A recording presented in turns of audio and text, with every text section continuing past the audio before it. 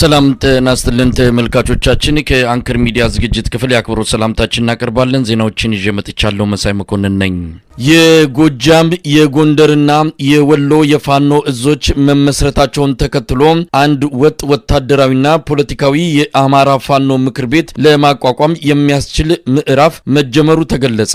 የሸዋ ፋኖ እዝ ምስረታን ለማጠናቀቅ የተጀመረው ጥረትም ከጫፍ መድረሱን ያገኘነው መረጃ ያመለክታል። በጉዳዩ ላይ ለአንከር ሚዲያ ቃለ መጠይቅ የሰጡ አንድ የአማራ ፋኖ የጎጃም እዝ አመራር አባል እንዳሉት የፋኖ አደረጃጀት በአንድ መዋቅር ስር ለማድረግ እየተካሄደ ያለው ስራ ወደ ማጠናቀቁ እየተቃረበ ነው።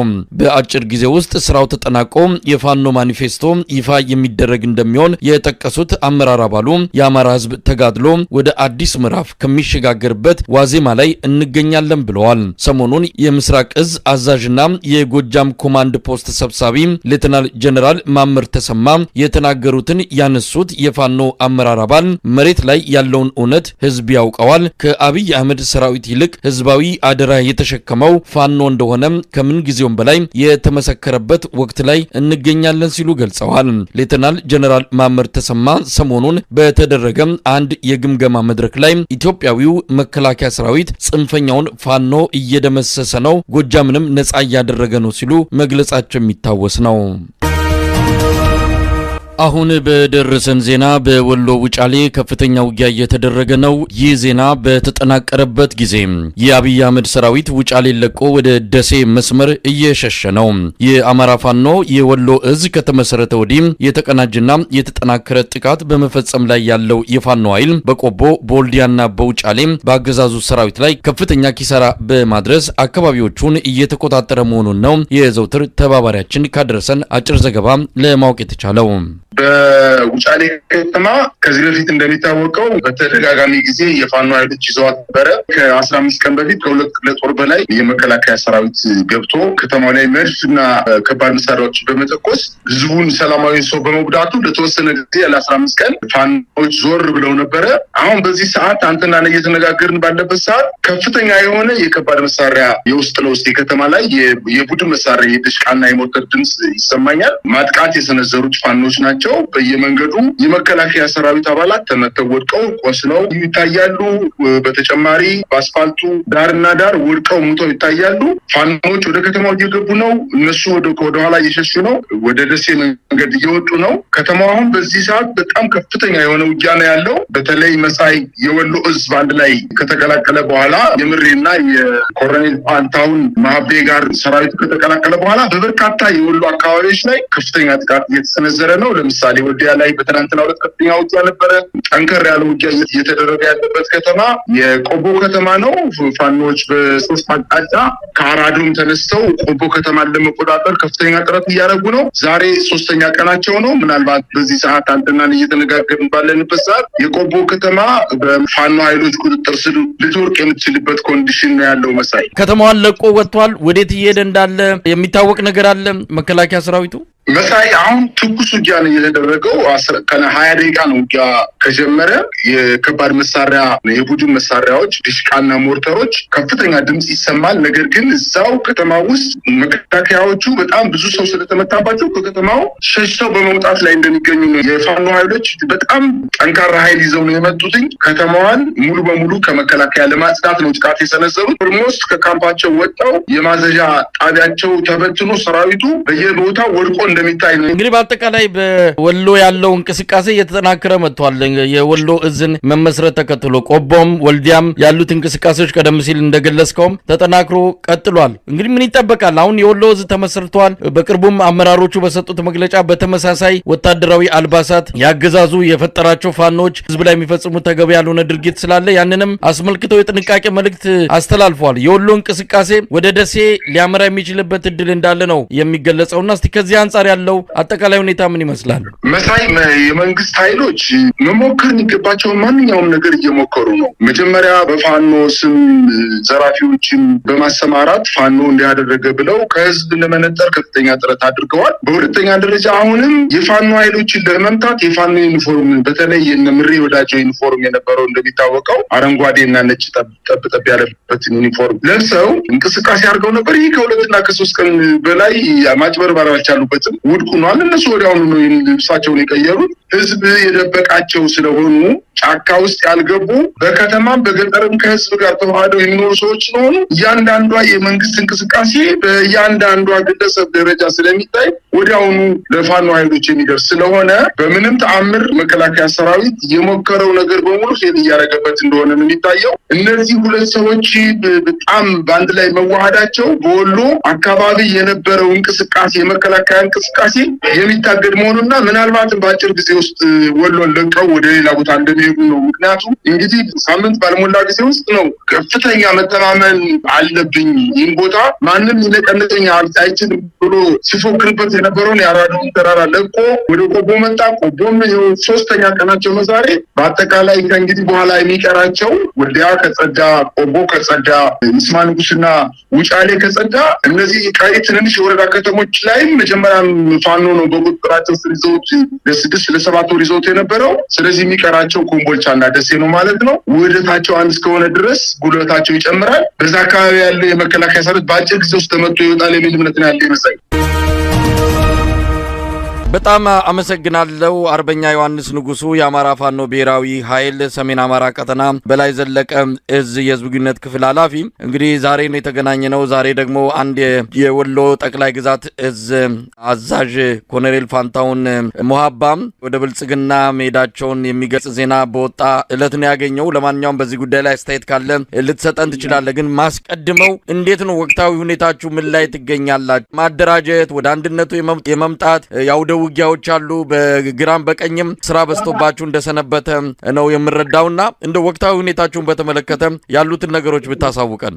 መልካም አመሰግናለሁ መሳይ። ያለንበት ሁኔታን በማስቀደም ቀጥሎ ባነሳው ሀሳብ ላይ ሀሳብ ሰጣለሁ። ያለንበት ወቅታዊ ሁኔታን በተመለከተ አማራ በታሪኩ ወደ አንድ ድርጅት የሚተላለፍበት እጅግ አስደሳች ተስፋ ያለበትና ከተስፋም ባሻገር እውን የመሆኑ ጉዳይ የማያገዳድርና እንዲሁም ደግሞ የማያጠራጥርበት ምዕራፍ ላይ ሆነን ነው በዚህ መባቻ ላይ ነው ሀሳብ እየሰጠው የሚገኘው። አንድነታችን ወይም ድርጅታዊ አጠቃላይ ማዕከላዊነታችን ዋና ችግራችን የነበረውን ጉዳይ በቁልፍነት የሚፈታውን የአንድ ድርጅትና የአንድ አደረጃጀት አማራውን በአንድ አደረጃጀት ታገል ጉዳዩን እየሆነ ያለበት መባቻ ላይ ሆነን ነው ሀሳብ የምንሰጠው። ሆኖም ግን አንድነታችን ሲመጣ በልዩነታችን ያተርፉ የነበራት ልዩ ተነጣይ የሆነ ከዋናው የአማራ ሕዝብ የመታገያ አጀንዳ ውጭ የሆነ ፍላጎት የነበራቸው አካላት የሚንጠባጠቡ እንደሆነ ይጠበቃል። በዚህ መሰረት ቅድም እንዳልከው አንዳንድ አካላት አንድነቱ አይቀሬ መሆኑን ካረጋገጡ በኋላ ሊንጠባጠቡ ይችላሉ እና በተጨባጭም እየተንጠባጠቡ ይገኛል ማለት ነው። ወደው መሳይ ምናልባት አንድነቱን በተመለከተ ከዚህ በፊት ከጫፍ ደርሷል፣ አብቅቶለታል፣ ተጠናቋል፣ በቅርቡ እናበስራለን የሚሉ የተስፋ ቃሎች እንሰማ ነበርና አሁን የተለየ የሚያደርገው ነገር አለ? እውነት ያለቀለት ያበቃለት ነው ብሎ መግለጽ ይቻላል? የትግሉ ደጋፊዎች ሳይቀር የመጨረሻውን ብስራት የመጨረሻውን የአንድነት ማህተም መረጋገጡን ሳናይ ይህንን የተስፋ ቃል እንዲሁ አምነን አንቀበልም የሚሉ የትግሉ ደጋፊዎችም አሉና ከያኔዎቹ ተስፋዎች አሁን የሚለየው በምንድን ነው? መልካም መሳይ፣ እኛ ተስፋ አይደለም የምንሰጠው። በተጨባጭ የሚመለከተው ክፍል እጅግ ባጠረ ቀን ይፋ የሚያደርገው እውነታ ነው የምንናገረው። እንደ በላይ እዝም አፋባሃ በላይ እዝም እንደ አፋባሃም ድርጅታችን አፋባሃም በላይ እዝም እንደ እዝ ቁርጠኛ ሆኖ በአንድነቱ እየተሳተፈ እንደመሆኑ መጠን አንድነቱን የመቋጨቱ ጉዳይ አይቀሬ መሆኑን በማረጋገጥ ነው። ይህም በቀናት ውስጥ የሚበሰር መሆኑን በማረጋገጥ ነው። ስለዚህ አንድነቱ ድርጅታዊ አንድነቱ እንደሚረጋገጥ ስንገልጽ የሚመለከተው አካል በተሟላ መንገድ እንደሚገልጸው እና የእሱን መግለጫ መጠበቅ እንደሚያስፈልግም እግረ መንገዱን እያሳወቅን አማራዊ አንድነት ግን ከብዙ ዳገትና ቁልቁለት ውጣ ውረድና የሁኔታ መለወጦችና ውጣ ውረዶች በኋላ እውን እየሆነ የሚገኝ በመሆኑ ነው። ይሄ እና በባህሪው ብዙ ጊዜ የተሞከሩ ሙከራዎች በተለያየ ምክንያት እየተራዘሙ ይቆዩ እንጂ አሁን ቁርጥ የመጨረሻ ምዕራፍ መድረሳችን ለማረጋገጥ ነው። ለማረጋገጥ ስንናገር አንድ እዝ ወክዬ እንደመናገሬ የአንዱን እዝ ፍላጎትና ውሳኔ እንጂ የሌላውን በጥቅሉ ለመናገር አይደለም። ሆኖም ግን ሁሉም እዝ ሁሉም ግዛት እና እና ሁሉም ድርጅቶች የወሰኑት የመጨረሻው ምዕራፍ በመሆኑ አንድነቱ የመቋጨቱ ጉዳይ አይቀሬ ነው ብቻ ሳይሆን ደርሷል ነው። መባቻው ላይ ሆነን እየተናገር መሆኑ እንዲወሰድ ነው። በዚህ አጋጣሚ ይህን እያበሰርን ይህን እየገለጽን ከዚህ አንድነት ጋር በተያያዘ ከዚህ ድርጅት ምስረታ ጋር በተያያዘ ልዩ ልዩ ሁኔታዎች ቢኖሩ ጥያቄዎች፣ እንከኖች፣ ክፍተቶች ወይም ክፍተት የሚመስሉ ጉዳዮች ወይም ኢንተረስት ያለመሟላት የሚመስሉ ጉዳዮች እና አደናጋሪ ሁኔታዎች ቢፈጠሩ እንኳ የአማራ በአንድ ድርጅት የመታገል ጉዳይ ለድርድር መቅረብ የሌለበት መሆኑን በዚህ አጋጣሚ መግለጽ እንወዳለን። መሳይ አርበኛ ዮሐንስ እንግዲህ ከዚሁ ከአንድነቱ ጋር በተያያዘ በተለይ በእናንተ አካባቢ ጎንደር አካባቢ የተወሰነ ክፍተቶች አሉ ሲባል ነበርና ያ ክፍተት ተደፍኖ ነው እንግዲህ የመጨረሻው ምዕራፍ ላይ የተደረሰው። ሌሎች አካባቢዎች ያለው ችግር በተወሰነ ደረጃ ተቀርፎ ወደ አንድነቱ ሁሉም ተጠቃሎ እየገባ ነው። ጎንደር ላይ የተወሰነ ክፍተት አለ፣ እሱ ጊዜ ወስዶብናል የሚል ነገር በመረጃ ደረጃ እንሰማለን። እንግዲህ ካለን ቅርበትም አንጻር እንዲህ አይነቱ ነገር እንደነበረ ነው ማስታውሰውና ችግሩን ቀርፋቸዋል። አሁን ሁሉ ነገር ተጠናቆ ነው ወደ አንድነቱ ማብሰሪያ መባቻ ላይ ደረሳችሁት? ጎንደር አካባቢ ጉዳዮች ዘግይተዋል የሚባሉት ልክ የሆኑ ልክም ያልሆኑ አሉ። ልክ የሆነው ከኔትወርክ ጋር ተያይዞ በጎንደር ቀጠና በኩል ኔትወርክ ጠላት በአብዛኛው ክፍል እየዘጋ የኮሙኒኬሽን ችግር ገጥሞ ነበርና ውሳኔ ሰጪና ተሳታፊ አመራር አባላት ለመሳተፍ ተቸግረው ነበረ ማለት ነው። በኔትወርክ አንደኛው ምክንያት እሱ ነው። ሁለተኛው ምክንያት ደግሞ ኔትወርክ በሰራ ጊዜ ሌሎች የማይመቻቸው እየሆነ ነው። ከዛ ውጪ ከጠላት ጋር በብዙ ግንባሮች አውደ ውጊያ እንደመደረጉ መጠን የኛ አመራሮች አውደ ውጊያ በሚደረግባቸው ቀጠናዎች ተሰልፈው ያዋጉና የተሳተፉ በነበረባቸው ጊዜ የተፈጠረ ክፍተት ካልሆነ በቀር ለአንድነት እጅግ ቁርጠኛ ውሳኔ በመወሰን አፋባሃ የአማራ ፋኖ ብሔራዊ ኃይል ሰሜን አማራ ቀጠና በላይ ዘለቀ እዝ ከፍተኛ ዋጋ እየከፈለ ቆይቷል። አሁንም እየከፈለ ነው የሚገኘው። እጅግ ከአንድነቱ እናተርፋለን፣ በአንድነቱ ድል እንጎናጸፋለን ብለው የአንድነቱን ብስራት እውን እንዲሆን መስዋዕትነት እየከፈሉ ካሉ ጓዶችና እንደዚሁም ደግሞ አደረጃጀቶች ውስጥ የአማራ ፋኖ ብሔራዊ ኃይል ሰሜን አማራ ቀጠና በላይ ዘለቀ እዝ አንዱ ነው ለማለት። እንግዲህ አርበኛ ዮሐንስ በዚህ መሀልም የምንሰማቸው የአውደ ውጊያ ውሎች በአገዛዙ ሰራዊት ላይ እያደረሰ ያለው ኪሳራ እውነት ለመናገር በርካታ ነገሮች ነው እየተከሰቱ ያሉት በአማራ ክልል በወሎና በጎጃም እንዲሁም በሸዋ በእናንተም ቀጠና በርካታ የአገዛዙ ሰራዊት ምርኮኛ የሆኑበት በራሳቸው ጊዜ መተው እጃቸውን የሚሰጡበት አዲስ የሆነ አካሄድ እያየን እንገኛለን። በአንጻሩ ደግሞ በእናንተ በኩል ሰራዊት የማሰልጠን ከፍተኛ ቁጥር ያለው አዳዲስ ተዋጊ ኃይል ወደ ለውጊያ ብቁ የማድረጉ ስራም በተለያየ መልኩ ተጠናክሮ እየተሰራ እንዳለም እንመለከታለን። እንግዲህ ቀደም ሲል እንዳልኩም በሁለት እጃችሁ ነው፣ አንድም ድርጅትን ማዋቀር አዲስ የፋኖ አንድ ኃይል የመመስረት በግራ ደግሞ እንዲሁ ውጊያ የማካሄድ የማሰልጠን ስራዎችን እየሰራችሁ ነው። እስቲ ከውጊያና ከስልጠና አንጻር ምን እያደረጋችሁ ትገኛላችሁ? የሰሞኑ እንደ ጎርፍ እንደ ማዕበል እየመጣ ያለውን የብልጽግና ሰራዊትን በተመለከተም ብዙ ነገር ማለት ይቻላል በምስልም ተደግፎ እየወጣ ስላለም ብልጽግናዎች እጅግ የደነገጡበት ሁኔታ ነው ያለው። እስቲ ምን ማለት ይቻላል? አዎ ልክና አንድም በውጊያ ሁለትም በዓላማ የአገዛዙ ኃይል እየፈረሰ ነው። በዓላማ የማያታግላቸው ዓላማ ውስጥና ተገደው የገቡበት እንደመሆኑ የአገዛዙ ሰራዊት አባላት ወደው ፈቅደው አንድም ከአማራ ፋኖ ጋር ለመታገል በመወሰን ሁለትም ተገደው የገቡበት ሁኔታ በሰራዊትነት ተገደው የገቡበት ሁኔታ ባለማመን እንደዚሁም ደግሞ በአማራ ሕዝብ ላይ የሚፈጸመው ግፍና መከራን እንደዚሁም በኢትዮጵያ ሕዝብ ላይ የሚፈጸመውን ግፍና መከራና በማያሸንፉበት የትግል ማዕቀፍ መግባታቸውን ያመኑ የተረዱ የተነተኑና የመከሩ ወንድሞች ጓዶች ከአማራ ፋኖ ኃይል ጋር በመምከር በመገናኘት እየፈረሱ ድሉን ያገኙ የአማራ ፋኖ አደረጃጀት ትልክን ሁኔታን ያገኙ የተገናኙ ድሉን እየተጠቀሙ እየፈረሱ ወደኛ እየመጡ ነው። ሁለትም አስገድደን ኃይል እርምጃ እየወሰድን በየካምፖቻቸው በመንገድ በእንቅስቃሴያቸው በካምፕ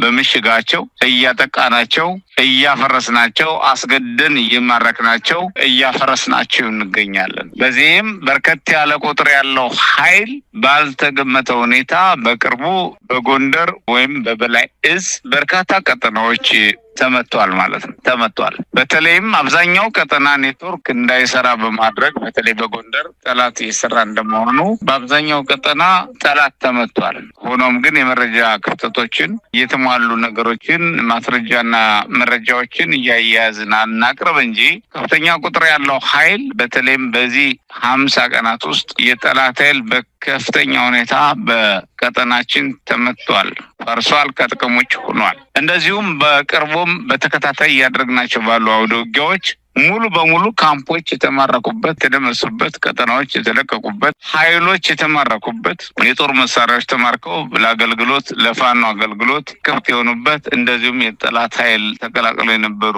ጓዶች ያለ ፍላጎታቸው መግባታቸውና ህዝባቸው መግባት እንደማይጠበቅባቸው ያመኑ ደግሞ ወደኛ የተቀላቀሉበት ሁኔታ ነው ያለው። መሳይ አርበኛ ዮሐንስ እንግዲህ ቀደም ሲል በመግቢያ ላይ እንደገለጽኩት ዛሬ የወሎ ጠቅላይ ግዛት እዝ አዛዥ ኮሎኔል ፋንታው ሙሀባ ወደ ብልጽግና መግባታቸውን የሰማንበት ነው። እንግዲህ ከነበሩበት ዳውንት በሄሊኮፕተር ወስደው አሁን ባህር ዳር ወይ አዲስ አበባ በግልጽ የታወቀ ነገር የለም እዛ እንደሚገኙ ነው የተገለጸው። በዚህ በኩል አንድነቱ ተጠናክሮ እየተሰራ ነው የሚገኘው። በሌላ በኩል ደግሞ አንዳንድ የፋኖ አመራሮች እንደዚሁ ወደ ብልጽግና መንደር የሚገቡበት ሁኔታ ነው ያለውና እንደ አንድ የፋኖ አመራር እንደነዚህ አይነት ክስተቶችን እንዴት ነው የምትከታተሉት?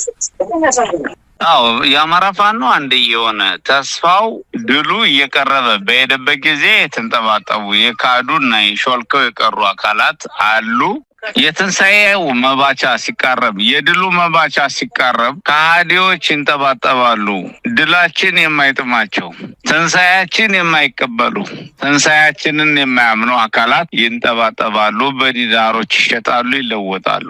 እነዚህ በዲናር የሚሸጡ የሚለወጡ አካላት ሊወጡ ሊለወጡ ሊሸጡ ይችላሉ።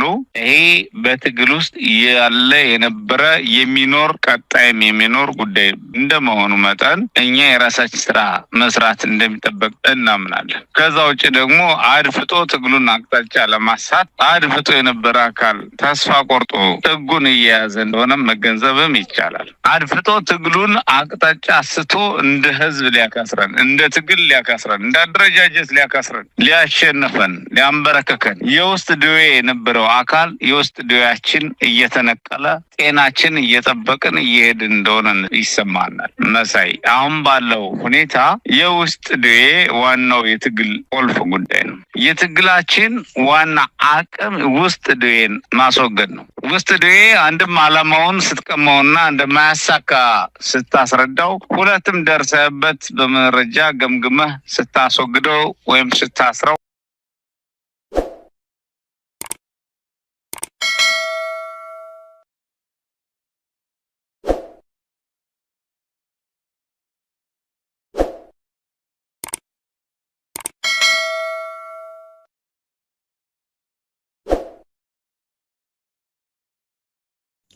አሰላሙ አለይኩም ወራህመቱላሂ ወበረካቱ። ሰላም ሰላም፣ ጤና ይስጥልኝ። የተወደዳችሁ የተከበራችሁ የቻናሌ ቤተሰቦች እንዴት ናችሁ? ሰላም ናችሁ ወይ? አያምርም? ማሻአላ ተባረካላ። እንዴት ናችሁ? ሁሉማን ነው? አገራችን ሰላም የሚዬ ኢትዮጵያ ለዘላለም ትኑር እያልኩኝ እንግዲህ ዛሬ ደግሞ የጋገርኩትን እንጀራ ምን የመሰለ ሸበላ ማለት ነው። አያችሁት ከኋላ ብስሚላ ማሻአላ ተባረከላ። ብስሚላ ማሻአላ ተባረከላ። እውነቴን ነው የሚላችሁ የሚያምር እንጀራ እዩ ሲያምር እና ይሄን የመሰለ እንጀራ ጋግረናል ማለት ነው። ከኋላው ራሱ ማኛ ጤፍ ራሱ የሚያሸንፍ ነው። እውነቴን ነው የሚላችሁ ማለት ነው። ልስላሴው ልነግራችሁ አልችልም። ልስላሴው ማለት ነው የእንጀራው ልስላሴ ማሻአላ ተባረከላላችኋለሁኝ። እንግዲህ ዛሬ እንጀራ ጋግረናል። ምሳልን በላ ነው። እዚህ ጋር እንግዲህ ቆስጣ አለን ማለት ነው። ቀይ ስር፣ ሰላጣ፣ ድፍን ምስር ወጥ እና የሚያምር ማለት ነው። እንግዲህ ሰርተናል። ማሻአላ ተባረከላ። እንጀራው ልነግራችሁ አልችልም። በጣም በጣም በጣም ነው ደስ ያለኝ ማለት ነው። ሲሲቡት ራሱ እንደ እንትን ነው የሚሳበው ማለት ነው። እውነቴን ነው የምላችሁ። ዱቄቱን ሀምሼ ነበር ከዛ በኋላ የጋገርኩት ማለት ነው። እውነቴን ነው አስተስቶኛል ማለት ነው። እንግዲህ ሁሌም እጋግራለሁ። ማሻአላ ተባረከላ። ሁሌም ጥሩ እንጀራ ነው የሚወጣልኝ። መጀመሪያ ሰሞን እምቢ ብሎኝ ነበር። አሁን ግን በጣም በጣም በጣም በጣም የሚያምር ማለት ነው እንጀራ ወጥቶልኛል። እንጀራ ጋግረናል። እንግዲህ ሳናስበው ሴትዮዋ ቆስታ አመጣችልን። ከዛ በኋላ መጋገር ጀመርንላችኋለሁኝ። እንግዲህ ልንበላ ነው፣ ምሳ ልንበላ ነው። አብረን እንብላ ኑ ተፈደሉ። የዛሬ ምሳችን ይሄን ይመስላል እና እናንተም ኑና ብሉ። ያልሰራችሁ ሰርታችሁ ብሉ። ወጪ ማይፈልግ ኮተት ማይፈልግ ነው። እውነቴን ነው። ቀይ ስር 5 ብር ነው የገዛ ነው እና ሰላጣ ቤት ውስጥ ያለ ነው። ምስር ቆስታ ሴትዮዋ አምጥታልን ነው እንግዲህ እና ምርጥና ቆንጆ ምሳ ተሰርቷል ማለት ነው። እውነቴን ነው። ሰርታችሁ ብሉ። ውጭ ላይ የሚገዙ ጮጋራ በሽተኛ የሚያረጋችሁ፣ በዛ ላይ አንድ ቀን ከተቀመጠ በኋላ ይሻግታል። ከዛ በሽተኛ ነው የሚያረጋችሁ ማለት ነው። እውነቴን ነው የሚላችሁ። ይሄን የመሰለ እንጀራ ጋግራችሁ ዱቄቱን አምሳችሁ ቁጥር 1 ቁጥር 2 የሚል ዱቄት የለም። ማንኛውም ዱቄት ያገኛችሁትን ዱቄት ሐምሳችሁ ስሩት። ሳታምሱትን ብሰሩት ጥሩ ነው፣ ችግር የለውም በነገራችን ላይ። ነገር ግን ጣዕሙና አይኑ እንደዚህ አያምርም ማለት ነው። አይኑ ይወጣዋል ሁሉ ነገር፣ ነገር ግን ሽታው ራሱ የዱቄቱ አለው ማለት ነው። እንደዚህ ደግሞ አርጋችሁ ከጋገራችሁ ደግሞ ዱቄቱ እንጀራው ራሱ ፍርፍር ስትሰሩበት ራሱ አይቦክም ማለት ነው። ፍርፍር ራሱ ይሰራበታል። እናም በጣም አሪፍ ቆንጆ ነው ላችኋለሁኝ ቤተሰቦቼ፣ እወዳችኋለሁኝ። ዱቄቱን ካመሳችሁ በኋላ ኦርሾ ደግሞ 1-2 ቀን አብክቼ አስቀምጬ ነው ከዛ በኋላ የጋገርኩት ማለት ነው። ወዳው ለወዳውም ሰርታችሁ እንትን ማድረግ ትችላላችሁ፣ ጊዜ ከሌላችሁ ማለት ነው። ማታውን አቦካሁት፣ ጠዋት ደግሞ ጋገርኩት ማለት ነው። እና ቤተሰቦቼ ማታ ለሊቱ 11 ሰዓት ባለሁበት ሀገር ላይ ነው ያቦካሁት ማለት ነው። እንግዲህ ብሉ ኑ ተፈደሉ እንብላ ምሳላችኋለሁኝ ቤተሰቦቼ፣ ወዳችኋለሁኝ። ወሰላሙ አለይኩም። ከኋላ ቢስሚላ ማሻአላ ተባረከላ፣ ቢስሚላ ማሻአላ ተባረከላ። እውነቴን ነው የሚላችሁ የሚያምር እንጀራ እዩ ሲያምር። እና ይሄን የመሰለ እንጀራ ጋግረናል ማለት ነው። ከኋላው ራሱ ማኛ ጤፍ ራሱ የሚያሸንፍ ነው። እውነቴን ነው የሚላችሁ ማለት ነው። ልስላሴው ልነግራችሁ አልችልም፣ ልስላሴው ማለት ነው።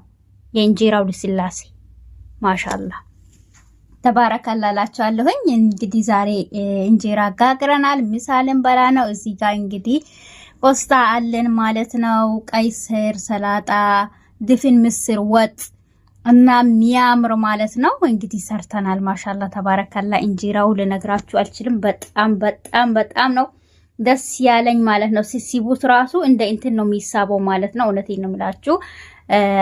ዱቄቱን ሀምሼ ነበር ከዛ በኋላ የጋገርኩት ማለት ነው። እውነቴን ነው አስተስቶኛል ማለት ነው። እንግዲህ ሁሌም እጋግራለሁ ማሻአላ ተባረከላ። ሁሌም ጥሩ እንጀራ ነው የሚወጣልኝ። መጀመሪያ ሰሞን እምቢ ብሎኝ ነበር። አሁን ግን በጣም በጣም በጣም በጣም የሚያምር ማለት ነው እንጀራ ወጥቶልኛል። እንጀራ ጋግረናል። እንግዲህ ሳናስበው ሴትዮዋ ቆስታ አመጣችልን። ከዛ በኋላ መጋገር ጀመርንላችኋለሁኝ። እንግዲህ ልንበላ ነው፣ ምሳ ልንበላ ነው። አብረን እንብላ ኑ ተፈደሉ። የዛሬ ምሳችን ይሄን ይመስላል እና እናንተም ኑና ብሉ። ያልሰራችሁ ሰርታችሁ ብሉ። ወጪ ማይፈልግ ኮተት ማይፈልግ ነው። እውነቴን ነው። ቀይ ስር 5 ብር ነው የገዛ ነው እና ሰላጣ ቤት ውስጥ ያለ ነው። ምስር ቆስታ ሴትዮዋ አምጥታልን ነው እንግዲህ እና ምርጥና ቆንጆ ምሳ ተሰርቷል ማለት ነው። እውነቴን ነው። ሰርታችሁ ብሉ። ውጭ ላይ የሚገዙ ጮጋራ በሽተኛ የሚያረጋችሁ፣ በዛ ላይ አንድ ቀን ከተቀመጠ በኋላ ይሻግታል።